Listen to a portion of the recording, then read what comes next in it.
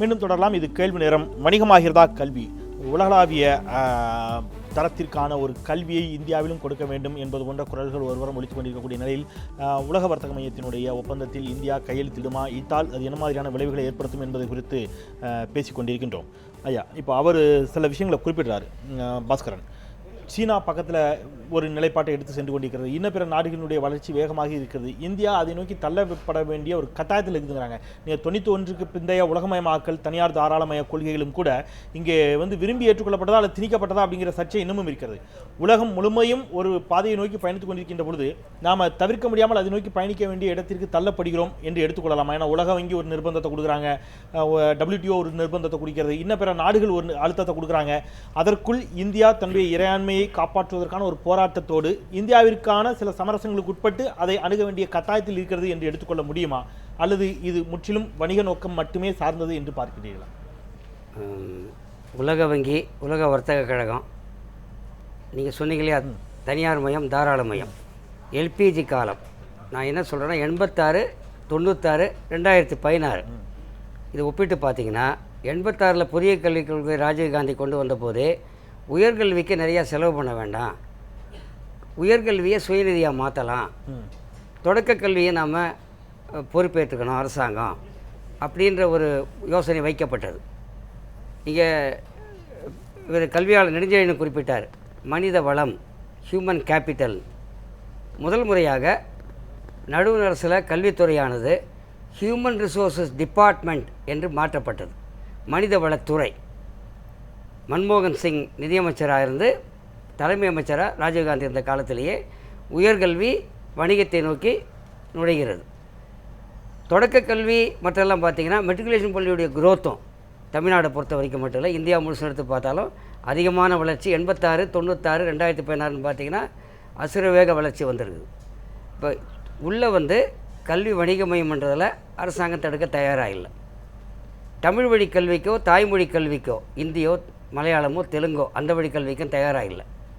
கூடுதலாக நிதி ஒதுக்குனாங்கன்னா, நிதி ஒதுக்கீடு பற்றி கூட இவர் குறிப்பிட்டாங்க, அதுக்கும் தயாராக இல்லை. ஏன்னா தனியார் மையம் தாராள மையத்தை ஊதுவிக்கணும் முடிவு பண்ணிட்டாங்க. 96 வாஜ்பாய் அரசாங்கம் இருந்தபோது தான் ப்ரைவேட் யூனிவர்சிட்டி பில், ரிலையன்ஸ் அம்பானியும் அப்புறம் பிர்லா 2 பேர் சேர்ந்து அறிக்கை விடுறது, கல்வியாளர்கள் அல்ல, ரிலையன்ஸும் அப்புறம் ஆதித்யா பிர்லா குரூப்பை சேர்ந்த குமாரம் பிர்லாவும் அறிக்கை விடுறாங்க. எதுக்காக? தனியார் பல்கலைக்கழகம் நிறுவுவதற்கு என்று. கோத்தாரி கல்வியாளர், ராதாகிருஷ்ணன் கல்வியாளர், ஏஎல் முதலியார் கல்வியாளர், இவர்கள் தலைமையிலெல்லாம் கல்விக்குழு அமைக்கப்பட்ட ஒரு வரலாறுடைய இந்த அரசாங்கம் ஏன் மாறுதுன்னா, அதுக்கப்புறம் 95 அதுக்கு முன்னாடியே வந்துடுச்சு WTO. கல்வி வணிக பொருள்னா இது வரைக்கும் கல்வி எப்படி இருக்கும், உற்பத்தி முறையோடு சம்மந்தப்பட்டிருக்கோம், நிலவோட சமுதாயத்தில் நிலத்தோடு சம்மந்தப்பட்டிருக்கோம், தொழிற்புரட்சி வந்த பின்னாடி தொழிற்கல்வியோடு சம்மந்தப்பட்டிருக்கோம், அப்புறம் பிறகு வணிக ஐடி செக்டார் வந்த பின்னாடி கம்யூனிகேஷன் டெக்னாலஜி ஓரியன்டாக கல்வி மாறுது. அப்போ தொலைக்கல்வி துறையில் நல்ல வருமானம் ஈட்டக்கூடிய வாய்ப்பு உலகம் முழுசுமே உருவாகிருக்கு. இதில் குறிப்பாக பார்த்திங்கன்னா WTO ஒப்பந்தத்தில் அடிக்கடி பேசப்பட்ட விஷயத்துக்கும் 99 பல நாடுகள் சம்பாதிக்கிற விஷயத்தையும் கல்வியை பொறுத்த வரைக்கும் இந்தியாவில் கிட்டத்தட்ட 50,000 கோடி கருப்பு பணம் கல்வித்துறையில் புழங்குகிறது என்ற புள்ளி உரமும் ஒப்பிட்டு பார்த்தோம்னா, கல்வி வணிக மையம் என்பது உள்ளூரவே இருந்து WTO ஒப்பந்தத்தில் வெளிப்படையாக நமக்கு தெரிகிறது. கல்வி சந்தை பொருளாவதற்கு தாராளமய காலத்திலேருந்தே வந்துடுச்சு. எஜுகேஷன் ஒரு கண்ட்ரோலிங் அத்தாரிட்டி. அரசு என்பது சமூகத்தை கட்டுப்படுத்துவதற்கும் மக்களை கட்டுப்படுத்துவதற்கும் தனக்கு வேண்டிய உற்பத்தி முறைக்கும். மெக்காலே சொன்னான் இல்லையா, ஆங்கில வழி கல்வின்னு. எதுக்கு சொன்னால், எனக்கு சிந்தனையால் பிரிட்டிஷ்காரனாக இருக்கணும், என் பொருளை வாங்கணும், எனக்கு சேவகம் செய்யணும் அப்படின்ற கல்வி முறை ஒன்று. துரோணர் கற்றுக் கொடுக்குறார், கற்றுக் கொடுக்க மறுக்கிறார். இந்த கல்வி முறை இருந்தது. பிறகு கற்றுக் கொடுக்குற முறையே விற்பனை செய்யலான்ற நோக்கம் வருது. கற்றுக் கொடுக்குற முறையை விற்பனை செய்யுது. தானம் கொடுத்து படிச்சிருக்கிறாங்க. இப்போ என்னென்னா டொனேஷன் கொடுத்து படிக்கிறாங்க, கேபிடேஷன் ஃபீ கொடுத்து படிக்கிறாங்க. இது எங்கே வருதுன்னா, கல்வி என்பதையே கற்றுக் கொடுக்குற முறையை விற்பனை பண்ணக்கூடிய ஏன் வந்ததுன்னா, கல்வி, தொலைத்தொடர்பு, தண்ணீர் எல்லாமே சேவைத்துறைக்கு கொண்டு நெகோசியேஷனுக்கு WTO கொண்டு வந்துடுச்சு. மக்களுக்கு ஒரு இது இருக்கும், வெளிநாட்டு பல்கலைக்கழகம் வந்தால் நல்லது இல்லையா, அது வந்தால் எப்படி கல்வி முறையை மாற்றிடாதா அப்படின்னு நீங்கள் ஒன்று கேட்டீங்க. கல்வி முறைக்கு உதவியாக இருக்குமா இருக்காதான்ற கேள்விகள்லாம் மக்கள் முன்னாடி எழும். நாம் என்ன சொல்கிறோன்னா, இந்த ஒன்று வந்து நம்ம மாணவர்களால் கொடுத்து படிக்க முடியுமா? பல ஆண்டுகளாக கிட்டத்தட்ட 40 ஆண்டுகளுக்கு மேலாக அரசு கல்லூரிகளில் நான் வேலை செஞ்சுருக்கேன். தமிழ் வழி படிக்கின்ற மாணவர்கள் அதிகம், ஆங்கில வழி படிப்பும் அங்கே உண்டு. 1500 ரூபா கொடுத்தா போதும், சேரும்போது மூலமாக 1400 ரூபா. அந்த 1400 ரூபாயும் ஸ்காலர்ஷிப்பில் வந்துடும். அவன் கட்ட வேண்டியது நூலக கட்டணம், அது போன்ற கட்டணம் மட்டும்தான். மினிமம் ஃபீஸ் தான் அரசு கல்லூரியில் சேர்கிற பையன் கட்டுறான். இந்த அரசு கல்லூரியிலே சுயநிதி வகுப்பு கொண்டு வந்தது ஒரு அரசாங்கம். இன்னொரு அரசாங்கம் வந்து சுயநிதி வகுப்பை மாற்றி இலவச கல்வியாக மாற்றிருக்கு. இந்த வாய்ப்பு வந்து பாதிக்கப்படக்கூடிய வாய்ப்பு மிக அதிகமாக இருக்குது. ஒரே ஒரு விவரத்தை சொல்லி நான் முடிக்க விரும்புகிறேன். எக்ஸ்போர்ட்டிங் எஜுகேஷன் வெளிநாட்டில் பொறுத்த வரைக்கும் எப்படி இருக்கிறது ஒரு உதாரணம். அதாவது ஆஸ்திரேலியா 99 $2038 எக்ஸ்போர்ட் ஆஃப் எஜுகேஷன் மூலமாக சம்பாதிச்சிருக்கு. WTO வந்த பின்னாடி இருக்கிற புள்ளி வரும் $2008 மில்லியன். அதுவே 2005 பண்ணுறது ப்ராடக்ட்டை மட்டும், education product education as a commodity, providing higher education in distant mode. ப்ராடக்ட்டா எஜுகேஷன் அங்கே விற்பனை டிஸ்டன்ட் எஜுகேஷன் மோடில். அப்புறம் இடுகாம்ப் இது மாதிரி பல நிறுவனங்கள் வருகின்றன, ஸ்மார்ட் போர்டு வருகிறது. இதன் வழியாகலாம் உள்ளே நுழைகின்றார்கள். இப்போ வந்து கல்வி என்பது தொடக்க கல்வியிலேருந்து உயர்கல்வி வரைக்கும் வியாபாரத்தில் நல்ல வாய்ப்பு இருக்குது. இந்தியாவில் நல்ல வாய்ப்பு இருக்குது. அது வந்து பார்க்க marketing the education as a commodity. இப்போ வந்து $5563 2005 சம்பாதிச்சிருக்கான். இப்போ 2016 இருக்கிறோம்.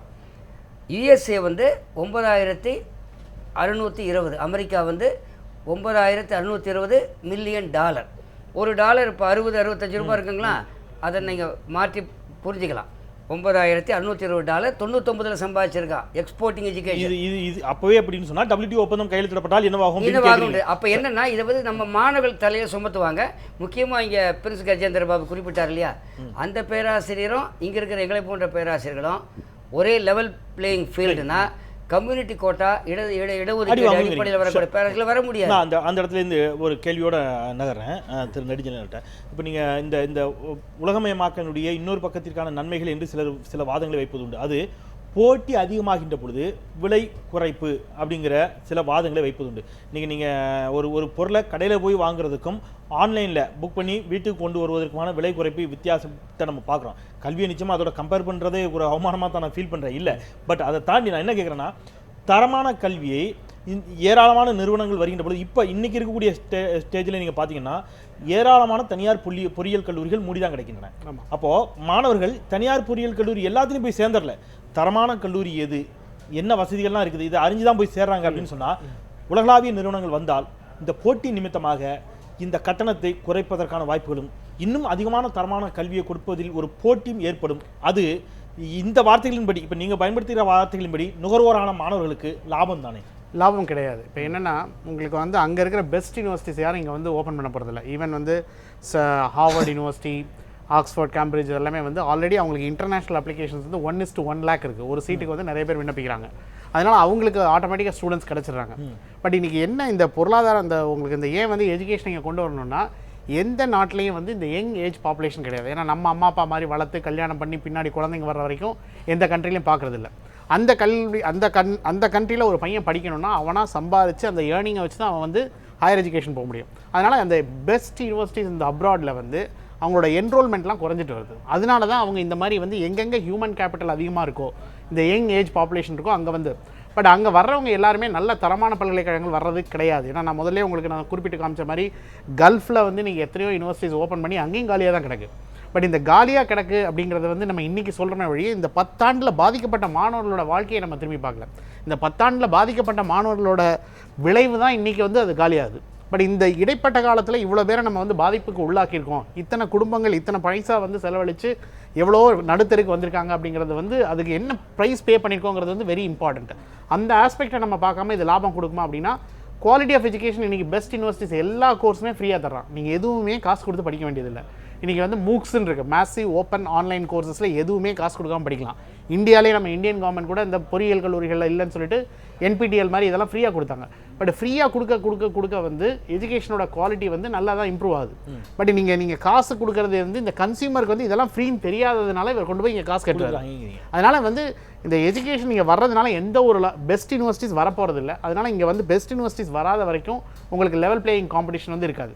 இப்போ நீங்கள் வந்து இந்தியாவை வந்து நீங்கள் ஒரு பேரே இல்லாத ஒரு ஐலண்ட் கண்ட்ரியோட போய் நீங்கள் கம்பீட் பண்ணுங்க அப்படின்னு சொன்னால் அந்த மாதிரி தான் அந்த லெவல் பிளேயிங் கிரவுண்ட் இருக்குமே ஒழிய குவாலிட்டி ஆஃப் எஜுகேஷன் வந்து இன்னும் ரொம்ப ஹையர் ஆகும் அப்படிங்கிறது சொல்ல முடியாது சார். சரி, இப்போ இன்னைக்கு தேதிக்கு ஒரு ஆரம்ப கல்வியும் தொடக்க கல்வியையும் ஆங்கில வழி தனியார் பள்ளிகளில் படிப்பதற்கு ஆர்வம் காட்டக்கூடிய பெற்றோர்கள் தங்களுடைய குழந்தை 12ஆம் வகுப்பு நிறைவு செய்த பிறகு பொறியியல் கல்லூரியாக இருந்தாலும் சரி அல்லது மருத்துவக் கல்லூரியாக இருந்தாலும் சரி சட்டக்கல்லூரியாக இருந்தாலும் சரி அவர்கள் தேர்வு செய்வது அரசு கல்லூரிகளாகத்தான் இருக்கின்றன. முதல் சாய்ஸ் அவங்க அண்ணா யூனிவர்சிட்டியோ அல்லது ஐஐடியோ ஐஎம்ஐயோ சென்னை அரசு மருத்துவக் கல்லூரியை தான் தேர்ந்தெடுக்கிறார்கள் அப்படின்னு சொன்னால் உயர்கல்வியில் அரசை மட்டுமே நாடக்கூடிய மனநிலையில் இருக்கக்கூடிய மக்கள் உயர்கல்வியில் தனியார் துறை வந்தால் அதை எந்த அளவிற்கு ஏற்றுக்கொள்வார்கள்? அவங்களே அதை புறக்கணிக்கக்கூடிய ஒரு சூழல் ஏற்படாதா? அது நீங்கள் அவர்களுடைய வணிகம் நஷ்டப்படக்கூடிய ஒரு சூழல் ஏற்பட்டால் அவங்க எந்த அளவிற்கு இங்கே அதை வந்து உறுதியாக தொடர்ந்து நடத்த முடியும் நினைக்கிறீங்க? இதில் என்னென்னா அரசு கல்லூரியும் இருந்து தனியார் கல்லூரியும் இருக்குமே ஆனால் மக்கள் அரசு கல்லூரி சிறந்தது என்று தேர்ந்தெடுத்து அரசு கல்லூரிக்கு வருவார்கள், தனியார் கல்லூரி நசிந்து போகும். ஆனால் WTO கேட்ஸுக்கு நீங்கள் ஒப்பந்தத்தில் கமிட் ஆகிட்டீங்கன்னா விருப்பம் என்ற நிலை மாறி அது ஒப்பந்தமாக மாறிவிட்டால் இங்கே அரசு என்கின்ற ஒரு நிறுவனமே இருக்காது. உதாரணத்திற்கு இன்று அரசு கல்லூரியை ஏன் நாடுகிறார்கள் என்பதுதான் கேள்வி. எதுக்கு வந்து ஏசி ஃபேன் கிடையாது, ஆனால் மெட்ராஸ் மெடிக்கல் காலேஜ் வேணும்னு ஆசைப்படுறாங்க. ஸ்டான்லி மெடிக்கல் காலேஜ் பிணவரைக்கு பக்கத்தில் கிளாஸ் ரூம் இருந்தால் கூட என் புள்ள அங்கே தான் போகணுன்ட்டு +2 வரைக்கும் ஏசி ரூமில் உட்காந்து பிள்ளை கூட ஆசைப்படுதுன்னா என்ன காரணம்னு கேட்டால் அந்த கல்லூரியில் அரசு கல்லூரி அது சென்னை பல்கலைக்கழகமாக இருக்கலாம் அல்லது ஆர்ட்ஸ் அண்ட் சயின்ஸ் காலேஜாக இருக்கலாம், எதுவாக இருக்கலாம். இந்த அரசு கல்லூரி அரசு உதவி பெறும் கல்லூரிக்கு யூனிவர்சிட்டி கிராண்ட்ஸ் கமிஷனுடைய செமினார் நடத்துறதுக்குன்னு கிராண்ட் கிடைக்கும்.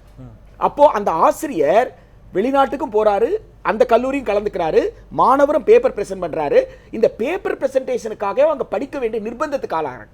எனவே ஒரு அறிவில் வளர்ந்த ஆசிரியர்களால் பயிற்சி பெறுவதனால் அந்த மாணவர்களுக்கு அந்த அறிவு கிடைக்குது. ஆனால் இன்றைக்கு தனியார் கல்லூரிகளில் எந்த பொறியியல் டாப் 20 காலேஜஸ்ல எத்தனை செமினார் நடத்தினீங்க அப்படின்னு கேட்டால் அவங்க போர்டில் எத்தனை பிளேஸ்மெண்ட் கொடுத்தோம் தான் எழுதி வச்சிருக்காங்களே தவிர எத்தனை செமினார்னு எழுதலை. ஆனால் இது வரைக்கும் அது கவர்மெண்ட் காலேஜில் தான் இருக்கு. எனவே இங்க மக்களுக்கு எது இழக்க போறாங்க அப்படின்னு கேட்டா மிகச்சிறந்த கல்லூரிகளை இழக்க போறாங்க. அப்ப அரசு மானியங்களை நிறுத்த போகுது. அரசு மானியங்கள் நிறுத்துமா என்பது யூகம் அல்ல. ஏற்கனவே நான் நெட் ஸ்காலர்ஷிப்பை நெட்டு சாரா ஸ்காலர்ஷிப்பை அவங்க வந்து நிறுத்துவதற்கான யோசனையில் இருக்காங்க. அப்ப நெட்டும் போக போகுது. யூஜிசியை கலைக்கிற யோசனையில் இருக்கிறாங்க. அப்படின்னு சொன்னா பல்கலைக்கழகங்கள் கிடைக்கக்கூடிய மானியங்கள் என்பது போக போகிறது. இப்ப அரசினுடைய இந்த புதிய கல்விக் கொள்கைக்கான விவாத பொருட்கள் வைத்திருக்காங்க இல்லைங்களா, அந்த விவாத பொருள்ல மிக தெளிவாக பிரைவேட் பப்ளிக் பார்ட்னர்ஷிப்ல பிரைவேட்டுக்கு திருப்பி துட்டு கொடுக்கறதுக்கு ஏன் எஜுகேஷன் லோன் கொடுக்க கூடாதுன்னு கேட்டிருக்காங்க. அப்படின்னா ஸ்காலர்ஷிப் போகுது, கிராண்ட் போகுது என்று தெரிய வருகிறது. எனவே கர்மவீரர் காமராஜர் காலத்தில் உருவாக்கப்பட்ட அனைத்து உயர்கல்வி நிறுவனங்களும் இந்த கேட்ஸ் ஒப்பந்தத்தின் கீழ் இல்லாமல் போகும். ஒரு நொடியில போகாது, படிப்படியாக போகும். ஒரு 5 ஆண்டுக்குள்ளேயோ 10 ஆண்டுக்குள்ளேயோ காணாமல் போகும். இது நாட் ஒன்லி தமிழ்நாடு, நீங்க இந்தியா முழுக்க அப்படிங்கிற அடிப்படையில் வேணா நம்ம அணுக வேண்டியிருக்கிறது. நம்ம ஒரு சிறிய இடைவேளைக்கு பிறகு தொடரலாம். இந்த இடத்துல நீங்க நம்முடைய பெருந்தலைவரை பற்றி குறிப்பிட்டதால் இயல்பாகவே நினைவுக்கு வருகிறது. அப்ப அவரிடம் சில ஆயிரங்களோ சில லட்சங்களோ கேட்டு ஒரு தொழிலதிபர் சென்று எங்க பகுதியில் வந்து நீங்க கல்லூரி ஆரம்பிங்க, நான் கொஞ்சம் போடுறேன், அரசு கொஞ்சம் போடட்டும், கல்லூரியை நான் நிர்வகிக்கிறேன் என்று சொல்லுகின்ற பொழுது உனக்கு 50,000மோ 1,00,000மோ கொடுக்கக்கூடிய அளவில் இருந்துச்சுன்னா நானே அதை ஆரம்பிச்சுட்டு போகிறேன், அரசே அதை ஆரம்பிக்கிட்டுமே, உன்ட்ட ஒரு 50,000 வாங்கி உனக்கே நான் கொடுக்கணும் அப்படிங்கிற கேட்ட ஒரு பார்வை இருந்தது பெருந்தலைவர்கிட்ட அப்படின்னு சொன்னார்கள். அந்த மாதிரியான ஒரு பார்வை இன்றைய ஆட்சியாளர்களிடம் இல்லையா அப்படிங்கிற கேள்வி இயல்பாகவே எழுகிறது. பயணிக்கலாம் ஒரு சிறிய இடைவேளைக்கு பிறகு.